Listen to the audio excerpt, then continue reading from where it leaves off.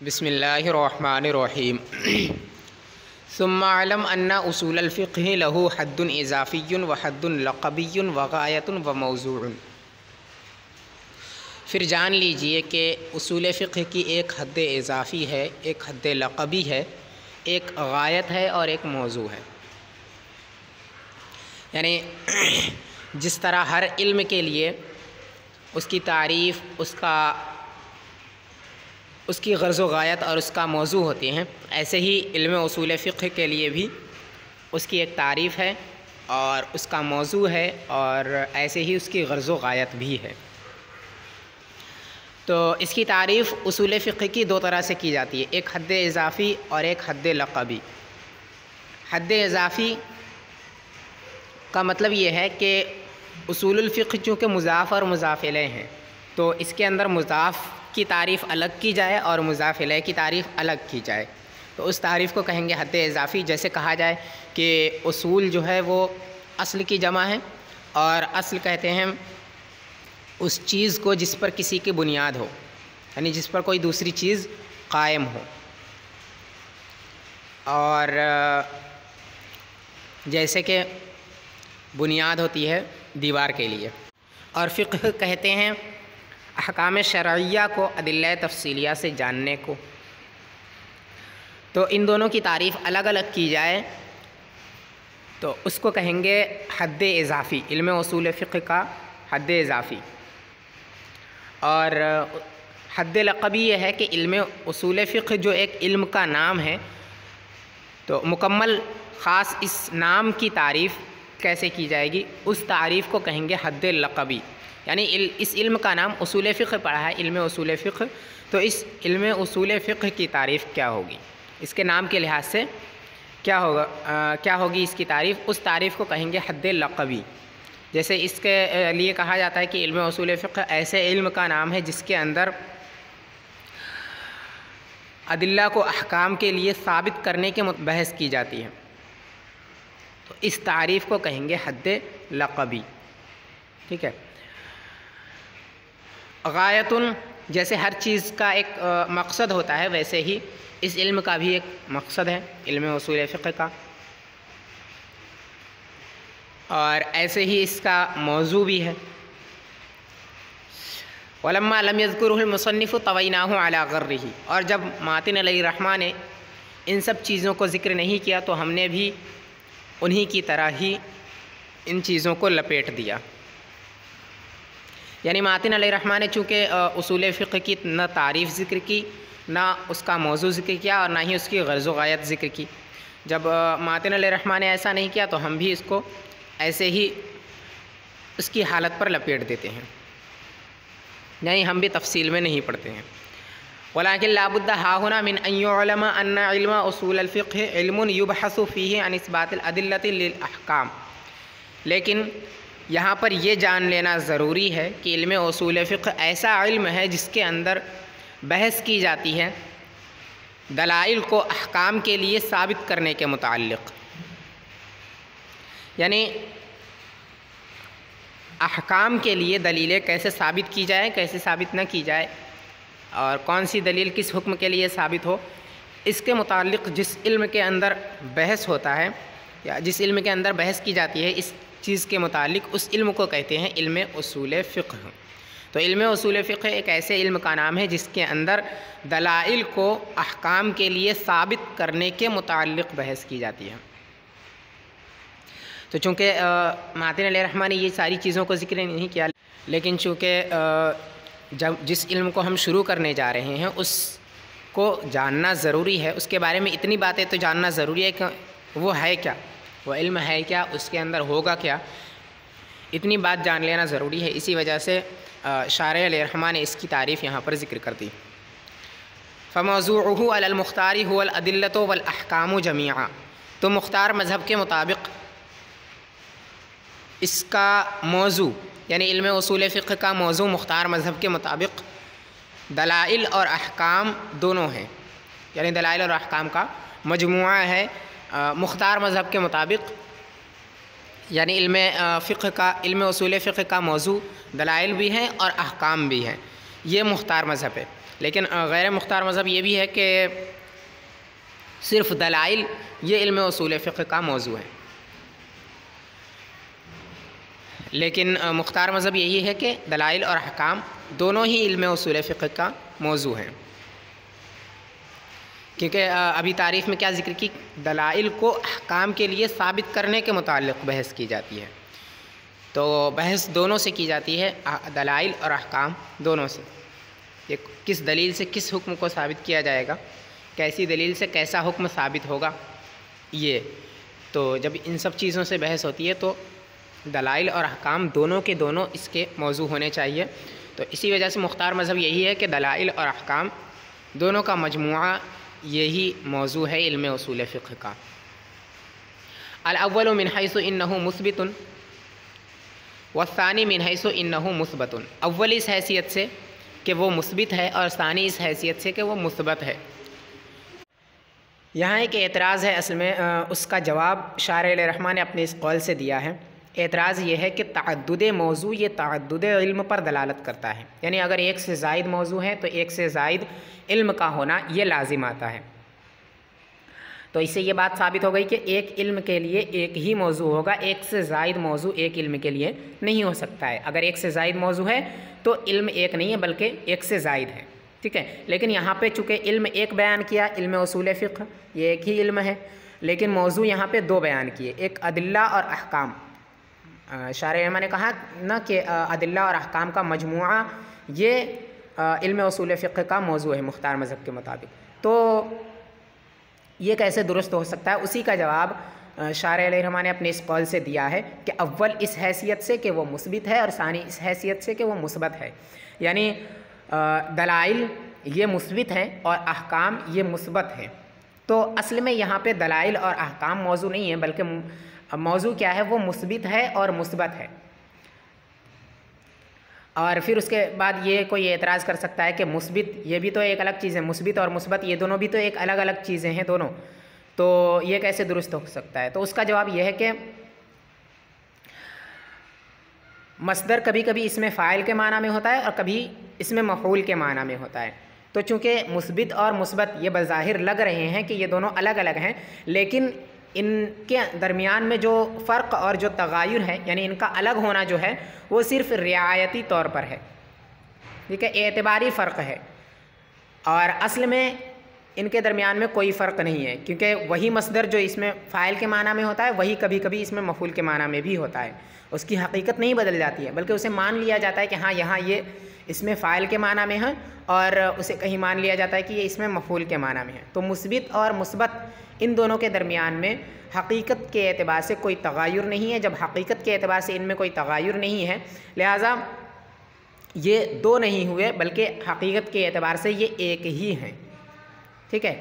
جو اس بات ہے وہی چیز ہے، یعنی جس سے مثبت اور مثبت نکلے ہوئے ہیں، اس بات مصدر جو ہے اصل میں وہی چیز ہے، مثبت میں بھی اور مثبت میں بھی، تو دلائل اور احکام یہ دونوں اصل میں موضوع نہیں ہے بلکہ مثبت اور مثبت ہیں، اور مثبت اور مثبت حقیقت کے اعتبار سے دونوں ایک ہیں، فرق جو ان میں ہے وہ صرف تغایر کے اعتبار سے ہے، کیونکہ وہی مصدر کبھی کبھی اس میں فاعل کے معنی میں ہوتا ہے یعنی مثبت کے معنی میں، اور کبھی مفعول کے معنی میں بھی ہو سکتا ہے یعنی مثبت کے معنی میں، تو فرق جو ان میں ہوتا ہے وہ اعتباری فرق ہوتا ہے، حقیقی فرق نہیں ہوتا ہے، جب حقیقی فرق نہیں ہے تو ان کے درمیان میں تعدد بھی یعنی مثبت اور مثبت کے درمیان تعدد بھی لازم نہیں ہے، یعنی یہ دونوں دو ہیں مل کر کے ایسا نہیں کہا جائے گا بلکہ یہ دونوں ایک ہی ہیں، تو اب وہ اعتراض دفع ہو جائے گا کہ اس کے موضوع دو کیسے بیان کیے گئے، تو اصل میں اس کا موضوع ایک ہی ہے، مثبت اور مثبت، مثبت کیا ہے وہ دلائل ہے اور مثبت کیا ہے وہ ہے احکام، ٹھیک ہے، اور مثبت اور مثبت یہ حقیقت کے اعتبار سے دونوں ایک ہیں، اور اعتباری فرق ہے ان کے درمیان میں، اسی وجہ سے یہاں پہ چونکہ حقیقت کا اعتبار کیا گیا ہے، تعدد جو ہوتا ہے یعنی دو ہونا، یہ دو یا دو سے زائد ہونا یہ حقیقت کے اعتبار سے ہوتا ہے، اعتبار کے رعایت اور اعتبار کے حساب سے نہیں ہوتا ہے، ٹھیک، تو یہاں حقیقت کے اعتبار سے کوئی تعدد نہیں ہے، لہٰذا یہ موضوع اصول فقہ کا ایک ہی ہے، اس پر یہ اعتراض اب نہیں پڑے گا کہ موضوع دو کیسے شمار کیے گئے ہیں۔ والمصنف ذکر احوال الادلۃ فی صدر الکتاب و احوال الاحکام فی آخرہ بعد الفراغ عنہا، اور ماتن علیہ الرحمہ نے دلیلوں کے احوال کو ذکر کیا ہے کتاب کے شروع میں، کتاب کے اول میں، اور احکام کے احوال کو کتاب کے آخر میں ذکر کیا ہے اس سے فراغت حاصل کرنے کے بعد، یعنی دلائل کے احوال سے فراغت حاصل کرنے کے بعد۔ یعنی ماتن علیہ الرحمہ نے اپنی اس کتاب کے اندر، نور الانوار کے اندر، دلائل اور احکام میں سب سے پہلے دلائل کے احوال کو ذکر کیا ہے کہ دلائل کون کون سے ہوتے ہیں، کیسے ہوتے ہیں،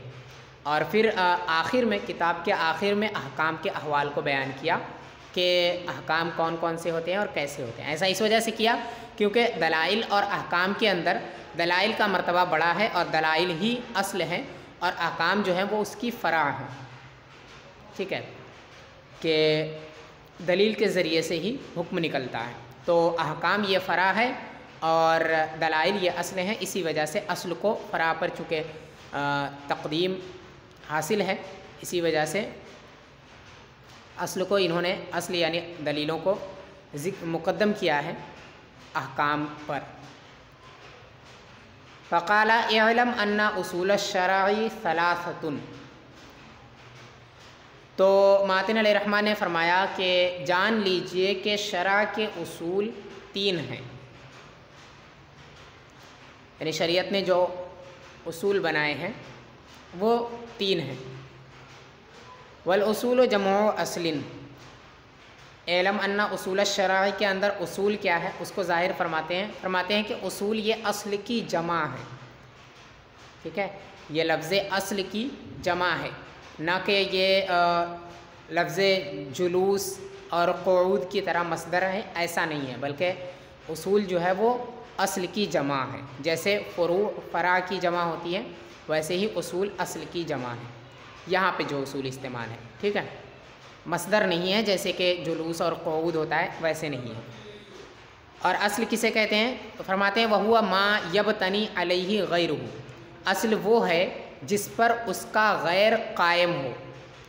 جس پر اس کا غیر ٹکا ہوا ہو، قائم ہو، ٹھیک ہے، اسے کہتے ہیں اصل۔ جیسے یہ 2 طرح سے ہوتے ہیں اصل، یہ 2 طرح کے ہوتے ہیں، ایک تو حصی اور ایک غیر حصی۔ حصی جو ہم محسوس کر سکتے ہیں، جیسے کہ دیوار کا قائم ہونا بنیاد پر، ٹھیک ہے، تو یہ حصی ہے۔ تو بنیاد جو ہے وہ دیوار کے لیے اصل ہے، کیونکہ دیوار کے اوپر، بنیاد کے اوپر اس کا غیر قائم ہے، یعنی دیوار کا قائم ہے، تو دیوار کے لیے بنیاد یہ اصل ہے۔ ایسے ہی غیر حصی میں بھی ہوتا ہے، جیسے کہ احکام کے لیے دلیلیں، کہ دلیلوں پر ہی احکام قائم ہوتے ہیں، ٹھیک ہے، دلیل کی وجہ سے احکام قائم ہوتے ہیں، دلیل کے اوپر احکام قائم ہوتے ہیں۔ تو اصول، یہاں پہ جو اصول ہے وہ اصول لفظ اصل کی جمع ہے، اور اس اصل کا اصل کہتے ہیں اس چیز کو جس پر کوئی دوسری چیز قائم ہو، ٹھیک ہے، جو کسی دوسری چیز کا مدار ہو، اس کو کہتے ہیں اصل۔ والمراد بہا ہاہنا الادلۃ، اور یہاں پر اس سے مراد ادلہ ہیں، یعنی یہاں پہ علم ان اصول الشرع کے اندر جو لفظ اصول کو جو ذکر کیا ہے، وہ یہاں پہ اس اصول سے مراد ادلہ ہے، یعنی دلائل ہے، ٹھیک ہے۔ تو ماتن علیہ الرحمہ کے قول کا مطلب کیا ہوگا کہ شرع کے دلائل 3 ہیں، تو کیونکہ اصول سے مراد یہاں پر ادلہ ہے، تو یہ ظاہر ہو گیا کہ اصل میں یہ عبارت ہے اعلم ان ادلۃ الشرع ثلاثۃ، کہ شریعت کی دلیلیں 3 ہیں، ٹھیک ہے۔ تو یہاں پہ جو اصول ہے وہ اصل کی جمع ہے، اور اصل کہتے ہیں اس چیز کو جس پر اس کا غیر قائم ہو، اور یہاں پر اصول سے مراد دلائل ہیں۔ والشرع ان کان بمعنی الشارع فاللام فیہ للعہد ای الادلۃ التی نصبها الشارع دلیلا، اور شرع اگر یہ شارع کے معنی میں ہو تو لام اس میں عہد کے لیے ہوگا، یعنی معنی یہ ہوگا کہ وہ دلائل جن کو شارع نے دلیل بنایا ہے۔ اس عبارت سے ایک اعتراض کا جواب دینا مقصود ہے، وہ یہ ہے کہ اصول الشرع کے اندر لفظ شرع یہ کیا ہے؟ لفظ شرع یہ لغت میں اظہار کو کہتے ہیں، ٹھیک ہے، ظاہر کرنے کو کہتے ہیں الشرع۔ تو اب اس صورت میں اس عبارت کا مطلب یہ ہوگا کہ دلائل الاظہار، اظہار کے دلائل، حالانکہ اس کا کوئی معنی نہیں بنتا ہے یہاں پر، تو پھر یہ شرع کس معنی میں ہے یہاں؟ تو اس کو بیان فرماتے ہیں کہ والشرع ان کان بمعنی الشارع فاللام فیہ للعہد ای الادلۃ التی نصبها الشارع دلیلا۔ اس کے دو جوابات دیے ہیں ماتن علیہ الرحمٰن نے، شارع علیہ الرحمٰن نے اس کے دو جوابات دیے ہیں۔ ان میں سے پہلا جواب یہ ہے کہ شرع یہاں یا تو یہ شارع کے معنی میں ہے، اور اگر یہ شارع کے معنی میں ہے تو اس کے اندر الشارع میں جو الف لام ہوگا، الشرع میں جو الف لام ہوگا، یہ الف لام عہد کے لیے ہوگا، اور جب الف لام عہد کے لیے ہوتا ہے تو اس کا کوئی نہ کوئی معہود بھی ہوتا ہے، یعنی جو اس سے مراد لیا جائے۔ تو معہود یہاں پر کون ہوگا؟ وہ حضور نبی کریم صلی اللہ تعالیٰ علیہ وسلم، ٹھیک ہے۔ تو مطلب یہ ہے کہ الشرع کے اندر اس کو اگر مصدری معنی میں لیا جائے، یعنی اظہار کے معنی میں لیا جائے، تو اس کا معنی ظاہر نہیں ہوگا کہ یہاں کہنا کیا چاہتے ہیں۔ تو اسی وجہ سے فرمایا کہ الشرع یہاں یہ شارع کے معنی میں ہے، کیونکہ کبھی کبھی مصدر اس میں فاعل کے معنی میں ہوتا ہے، تو یا تو یہ شرع شارع کے معنی میں ہے، تو اس وقت معنی کیا ہوگا کہ شارع نے جن کو دلیل بنائی ہے، جن چیزوں کو شارع نے دلیل بنائی ہے وہ تین ہیں، ٹھیک ہے۔ اور شارع سے مراد کون ہوگا؟ جب شارع کہیں گے تو اس میں الف لام جو ہے وہ عہد کے لیے ہوگا، اور عہد کا کوئی نہ کوئی معہود ہوتا ہے، اور معہود وہ نبی کریم صلی اللہ تعالیٰ علیہ وسلم ہے۔ تو مطلب یہ ہوگا کہ نبی کریم صلی اللہ تعالیٰ علیہ وسلم نے جن چیزوں کو دلیل بنائی ہے وہ تین ہیں، ٹھیک ہے۔ تو یہ پہلا جواب ہوگا اس کا۔ دوسرا جواب وَإِنْ كَانَ بِمَعْنَى الْمَشْرُوعِ فَاللَّامُ فِيهِ لِلْجِنْسِ أي أدلة الأحكام المشروعة، اور اگر یہ مشروع کے معنی میں ہو تو لام اس میں جنس کا ہوگا، یعنی احکام مشروعہ کے دلائل، یعنی یا تو یہ شرع اس میں فاعل کے معنی میں ہوگا یا پھر اس میں مفعول کے معنی میں ہوگا، اور اگر اس میں فاعل کے معنی میں ہے تو شارع کے معنی میں ہوگا، اور اگر شارع کے معنی میں ہے تو چونکہ شارع حضور اکرم علیہ الصلوۃ والسلام ہے، لام اس میں عہد کے لیے ہوگا اور معہود حضور اکرم صلی اللہ علیہ وسلم ہوں گے، ٹھیک ہے۔ یعنی مطلب یہ ہوگا اس صورت میں کہ وہ چیزیں جن کو حضور صلی اللہ تعالیٰ علیہ وسلم نے دلیل بنائی ہے شریعت کے لیے، شرعی احکام کے لیے جن چیزوں کو دلیل بنائی ہے وہ تین ہیں، ٹھیک ہے۔ اور یا پھر یہ مشروع کے معنی میں، مشروع یعنی اس میں مفعول کے معنی میں ہوگا، اور اگر اس میں مفعول کے معنی میں ہوگا تو اس صورت میں لام جو ہے وہ جنس کے لیے ہوگا، تو اس وقت معنی یہ ہوگا کہ احکام مشروعہ کی دلیلیں، ٹھیک ہے۔ اصول الشرع کا معنی ہوگا دلائل الاحکام المشروعہ یا ادلۃ الاحکام المشروعہ، یہ معنی ہوگا۔ تو اس وقت یہ ظاہر ہو جائے گا کہ جو احکام مشروع ہوتے ہیں ان کے لیے دلیلیں جو ہیں ان کی وہ تین ہیں۔ وَالْأَوْلَىٰ أَن يَكُونَ الشَّرْعُ اسمًا لِلدِّينِ فَلَا يَحْتَاجُ إِلَى التَّعْوِيلِ، اور بہتر یہ ہے کہ کہا جائے، اور بہتر یہ ہے کہ شرع یہ دین کا نام ہو، یعنی یہ جو مصدر ہے وہ اسم ہو دین کا شریعت کے معنی میں، ٹھیک ہے۔ شرع سے شریعت مراد ہو، یہ مراد لیا جائے یہاں پر، بلکہ اسے مصدر مراد نہ لیا جائے، جیسا کہ اگر مصدر مراد لیں گے تو اس پر یہ اعتراض ہوتا ہے، تو اس کو مصدر مراد نہیں لیں گے، یہ مصدر کے معنی میں نہیں ہے بلکہ یہ شریعت کے معنی میں ہے۔ جو دین کو کہا جاتا ہے، دین کو شریعت بھی کہا جاتا ہے، تو یہ اسی کے معنی میں ہے کہ شریعت کے اندر جو احکام مشروع ہوتے ہیں ان کی تین دلیلیں، ٹھیک ہے۔ اس صورت میں یہ معنی ہوگا، اور یہ بہتر ہے ان دونوں پیچھے والے دو قولوں سے۔ ایسا کیوں ہے؟ ایسا اس وجہ سے ہے کیونکہ اس میں مصدر بول کر کے اس میں فاعل یا اس میں مفعول مراد لینا یہ مجاز ہے، ٹھیک ہے۔ اور اگر لفظ کو اس کے حقیقی معنی میں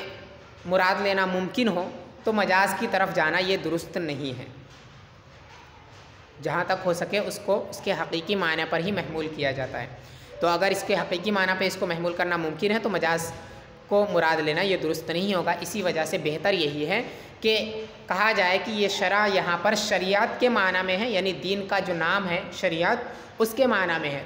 تو اس وقت معنی یہ ہوگا کہ شریعت کے احکام کی دلیلیں 3 ہیں۔ فلا یحتاج للتاویل، تو کسی تعویل کی ضرورت نہیں ہوگی، یعنی یہ کہنا کہ فاعل کے معنی میں ہے یا مفعول کے معنی میں ہے، ایسے کسی تعویل کی ضرورت نہیں ہوگی۔ وَإِنَّمَا لَمْ يَقُلْ أُصُولُ الْفِقْهِ لِأَنَّ هَذِهِ الْأُصُولُ كَمَا أَنَّهَا أُصُولُ الْفِقْهِ فَكَذَلِكَ هِيَ أُصُولُ الْكَلَامِ أَيْضًا۔ اور ماتن علیہ الرحمہ نے اصول الشرع کہا، اصول الفقہ نہیں کہا، کیونکہ یہ اصول جس طرح سے فقہ کے اصول ہیں ایسے ہی یہ کلام کے بھی، کلام وغیرہ کے بھی اصول ہیں۔ یعنی ماتن علیہ الرحمہ نے کہا اصول الشرع، شریعت کے اندر جو بھی احکام ہیں وہ سب کے سب مشروع ہوتے ہیں ان 3 چیزوں سے۔ یہ نہیں کہا کہ فقہی احکام جو مشروع ہوتے ہیں وہ ان 3 چیزوں سے ہوتے ہیں، ایسا نہیں کہا، بلکہ اصول الشرع کہا۔ تو شریعت کے اندر چونکہ عقائد کا باب بھی شریعت کے اندر ہے اور اس کے اندر بھی احکام مشروع ہوتے ہیں، اور ان کا جو مرجع ہے وہ بھی یہی 3 چیزیں ہیں، یعنی دلیلیں ان کے اندر بھی انہی تینوں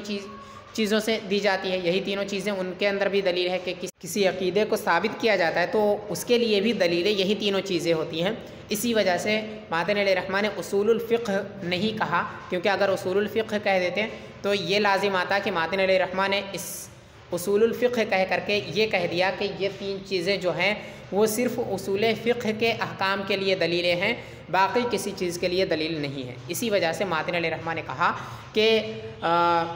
اصول الشرع یعنی شریعت کے اندر جتنے بھی احکام مشروع ہوتے ہیں وہ ان چیزوں سے ہوتے ہیں، اب وہ علم کلام کے احکام ہوں یا پھر کسی دوسرے علم کے احکام ہوں، اصول فقہ کے علاوہ دوسرے علم کے احکام بھی ہوں تو بھی وہ اسی سے انہی تینوں چیزوں سے مشروع ہوتے ہیں، ان کے لیے بھی دلیلیں یہی 3 ہیں۔ ٹھیک ہے۔ الکتاب والسنت و اجماع الامتی، کتاب، سنت اور اجماع امت،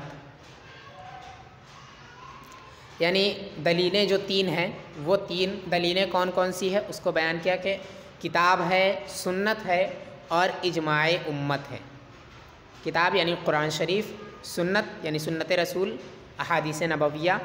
اور اجماع امت یعنی نبی اکرم صلی اللہ تعالیٰ علیہ وسلم کے امتیوں کا اجتہاد، اتفاق۔ اجماع کہتے ہیں ایک زمانے کے مجتہدین کا کسی مسئلے پر متفق ہو جانا، اس کو کہتے ہیں اجماع امت۔ بدل من ثلاثۃ او بیان لہ، یہ لفظ ثلاثۃ سے یہ تینوں بدل واقع ہیں یا پھر یہ اس کا بیان ہے، یعنی الکتاب و سنت و اجماع الامت یہ پورا یا تو ثلاثۃ سے بدل واقع ہے یا پھر ثلاثۃ کا بیان ہے۔ ٹھیک ہے، کہ یہ پورا مل کر کے ثلاثۃ سے بدل واقع ہے یا ثلاثۃ کا بیان ہے، کہ ثلاثہ سے کیا مراد ہے اس کو آگے بیان کیا کہ الکتاب و سنت و اجماع الامت، کہ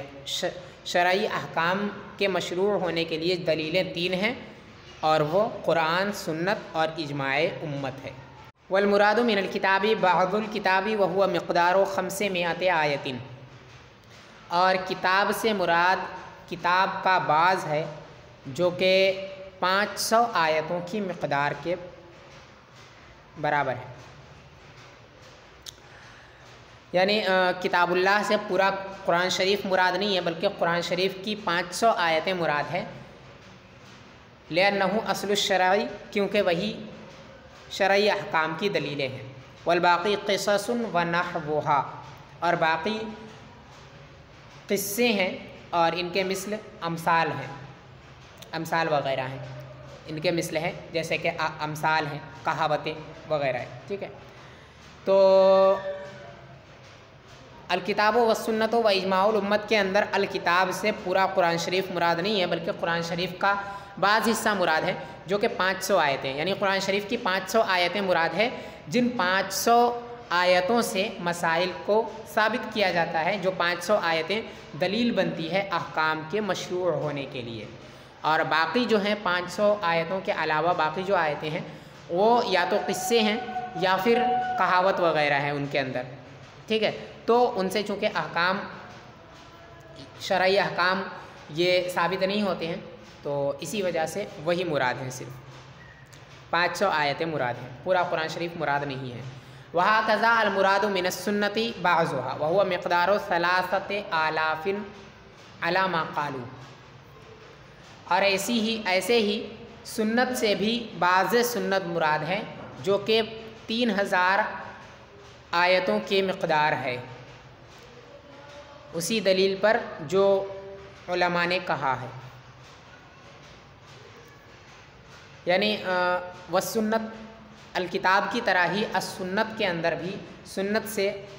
احادیث نبویہ جتنی ہیں وہ سب کی سب نہیں ہیں، بلکہ اس میں سے لگ بھگ تقریباً 3,000 ہیں، جیسا کہ علماء نے بیان کیا ہے کہ 3,000 احادیث، ان سے احکام کا استنباط ہوتا ہے، یہ احکام کے لیے دلیل بنتی ہیں. تو وہی 3,000 آیتیں یہاں پہ مراد ہے،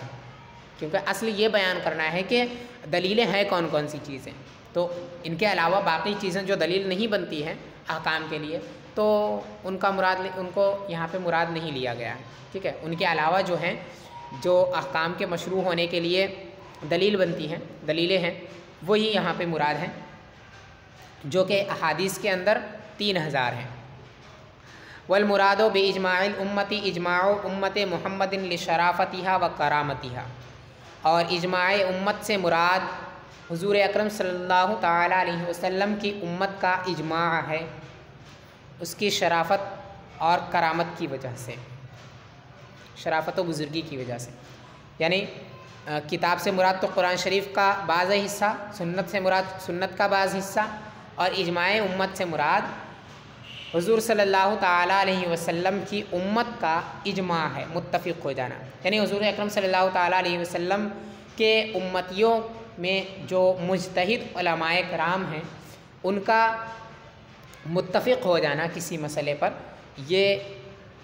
مراد ہے یہاں پر اجماع امت سے، ٹھیک ہے. اور خاص کر یہ حضور اکرم صلی اللہ تعالیٰ علیہ وسلم کے امت میں جو مجتہد ہیں وہی مراد ہے، اس سے پہلے کے جو تھے وہ نہیں، ٹھیک. کیونکہ جو شرافت اس امت کو حاصل ہے وہ ان کو حاصل نہیں تھی، تو اس شرافت کی وجہ سے اسی امت کو خاص کیا گیا ہے. سواء کان اجماع اہل المدینۃ او اجماع اطرۃ الرسول او اجماع الصحابۃ او نحوہم او نحوہم. برابر ہے کہ وہ اہل مدینہ کا اجماع ہو، اطرۃ رسول کا اجماع ہو یعنی خاندان رسول کا اجماع ہو، یا صحابہ کرام کا اجماع ہو، یا پھر ان کے مثل دوسرے علماء کا اجماع ہو. یعنی مطلقاً امت محمدیہ کا اجماع مراد ہے یہاں پہ. برابر ہے کہ وہ صحابہ کرام کا اجماع ہو، مدینے والوں کا اجماع ہو، یا پھر حضور صلی اللہ تعالیٰ علیہ وسلم کے خاندان والوں کا اجماع ہو، یا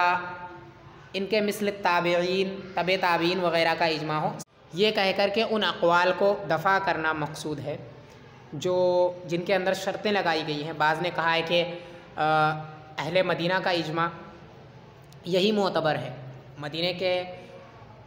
مدینے والوں کے علاوہ اگر اجماع کرے تو ان کا اجماع یہ دلیل نہیں ہے، دلیل شرعی نہیں ہے.